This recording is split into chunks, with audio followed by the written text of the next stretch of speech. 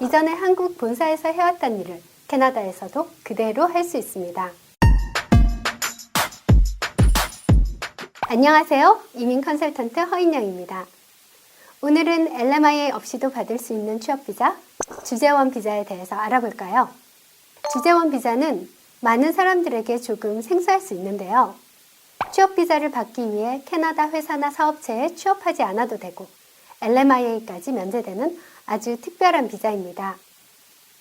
주재원 비자는 한국 혹은 해외에 본사를 둔 회사가 캐나다에 지사나 자회사를 설립하고 직원을 파견하는 경우에 발급이 가능한 취업비자입니다. 한국과 캐나다의 FTA 조약으로 한국 기업들이 주재원 비자를 통해 원활하게 캐나다에 진출할 수 있도록 만들어진 비자이니만큼 분명 다른 비자에 비해서 장점이 많겠죠? 그런데 이런 주재원 비자는 삼성, LG 같은 유명 대기업에서나 가능한 걸로 알고 계신 분들이 많은데요. 생각보다 주재원 비자의 문턱은 높지 않습니다. 그럼 이제부터 파격적인 혜택과 장점이 많은 주재원 비자에 대해서 알아보고 쉽고 편하게 캐나다 영주권을 받은 사례도 같이 살펴보겠습니다. 한국 법인이 캐나다에 진출하거나 본사의 프로젝트를 성공적으로 수행하기 위해서는 캐나다 지사를 관리 감독할 시니어 매니저와 본사의 노하우를 가진 전문가를 파견해야 됩니다. 이런 배경이 있기 때문에 주재원 비자의 첫 번째 장점이자 최대 장점, LMIA가 면제됩니다. 본사 기술자나 관리자가 반드시 와야 하는 상황이 있으니 내국인을 우선적으로 고용하기 위한 광고를 할 필요도 없고 노동청에 인력이 부족하다는 점을 어필할 필요가 없기 때문입니다. 더구나 한국인의 경우는 서류만 완벽하게 갖춘다면 공항에서 바로 취업비자를 신청할 수도 있으니 비자 수속에 걸리는 시간은 특별히 없다고 할 수 있습니다. 뿐만 아니라 주재원 비자는 LMIA를 받지 않아도 예외적으로 주정부 이민 프로그램을 통해 영주권을 취득할 수도 있고 연방 익스프레스 엔트리 프로그램 지원 시에 자보포 점수를 받을 수도 있습니다. 졸업자 취업비자나 배우자 오픈 워크퍼밋과 같이 LMIA가 없는 취업비자는 일을 해도 자보포 점수를 못 받는 것과는 아주 대조적입니다. 주재원 비자의 두 번째 장점, 캐나다에서 직장을 찾을 필요 없이 한국에서 커리어를 그대로 유지할 수 있습니다. 보통 캐나다의 첫 직장은 내 경력과 상관없이 마트나 레스토랑에서 일을 하게 되는 경우가 많은데요.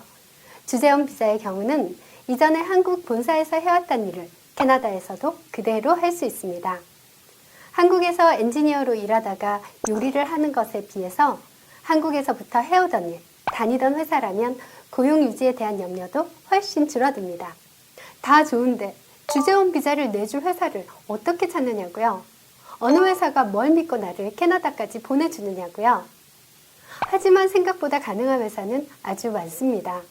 캐나다와 연결할 비즈니스가 가능한 온라인 쇼핑몰, 학원, 유학원, 여행사나 무역업, 제조업, IT업종 등 가능한 분야는 아주 다양합니다. 작은 규모의 제조업체가 캐나다 판로를 모색하거나 여행사나 유학원에서도 캐나다 비즈니스를 시도해보기 아주 좋은 시스템이죠. 단, 지사가 필요한 업종이어야겠죠. 만약 한국의 서점이라면 캐나다 지사를 낸다는 게 말이 안 되죠. 그래서 마지막으로 주재원 비자의 장점 세 번째, 캐나다 지사에 대한 규정이 따로 없다는 점입니다. 심사 대상은 미래 캐나다 사업이 캐나다 경제에 도움을 줄 가능성입니다. 한국 본사 규모에 대한 제한이 없고 캐나다 사업 계획만 필요하지 차후 실질적인 성과에 대한 심사가 전혀 없습니다. 그럼 주재원 비자의 신청 자격과 심사 기준에 대해서 알아볼까요? 주재원 비자를 신청할 수 있는 신청 자격은 첫째, 캐나다에 지사를 설립하거나 운영하여야 합니다.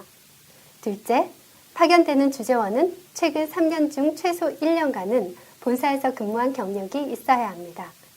셋째, 경영관리직이나 본사의 노하우를 전달할 전문가 포지션이어야 합니다. 그렇다면 내가 다니고 있는 회사가 캐나다의 지사를 만들기만 하면 되는 걸까요? 주재원 비자는 어떤 심사 기준을 가지고 있을까요?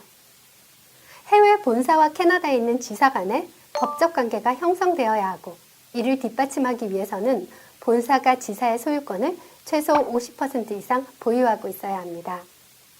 그리고 무엇보다 중요한 심사 포인트는 캐나다 지사의 미래 가능성, 미래의 캐나다 경제에 얼마나 기여를 할 수 있을지입니다. 즉, 비즈니스 플랜이 관건입니다. 그럼 주재원 비자를 신청하는 데 필요한 서류는 어떤 것이 있을까요? 캐나다 지사의 사업계획서, 인사발령장, 캐나다 지사의 잡 오퍼와 고용계약서, 본사와 지사의 등록서류, 회사 프로젝트 소개자료, 그리고 마지막으로는 신청자의 경력, 학력 증명서가 필요하겠습니다. 이 정도면 이해가 좀 되셨나요? 그럼 구체적인 사례를 살펴보겠습니다.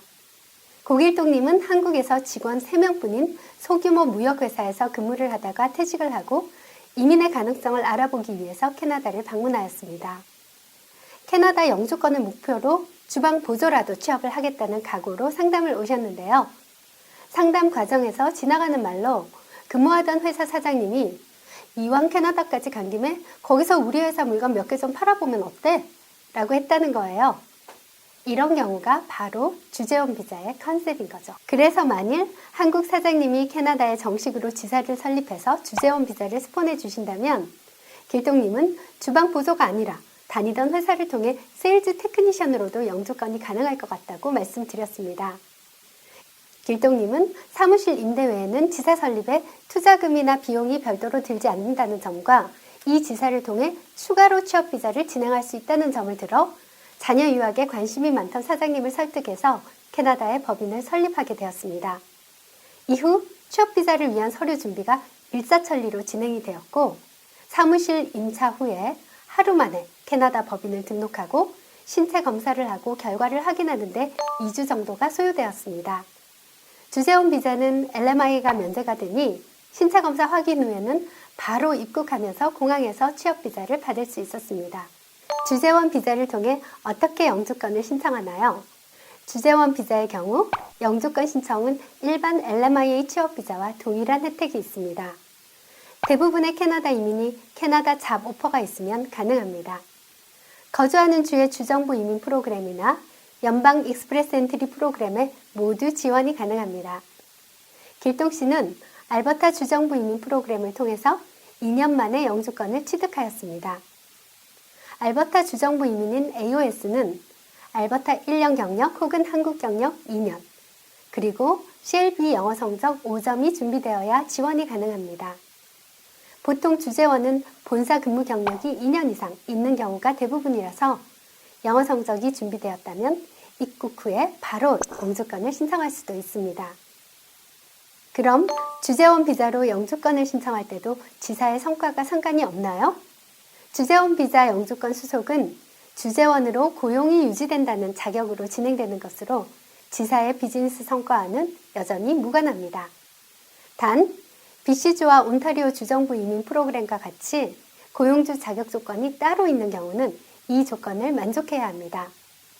적은 자본으로 캐나다 지사를 운영하려면 BC주와 온타리오주는 피하는 것이 좋겠습니다. 오늘은 주재원 비자에 대해서 알아보았는데요.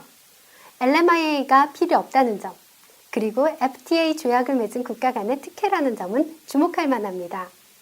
본인이 운영하는 사업체나 한국의 비즈니스 아이템을 캐나다로 가져오기를 희망하는 분, 특히 코로나 상황에 사업 10대 분들이 관심을 가지고 도전해 볼 만한 캐나다 이민의 틈새 기회가 되겠습니다.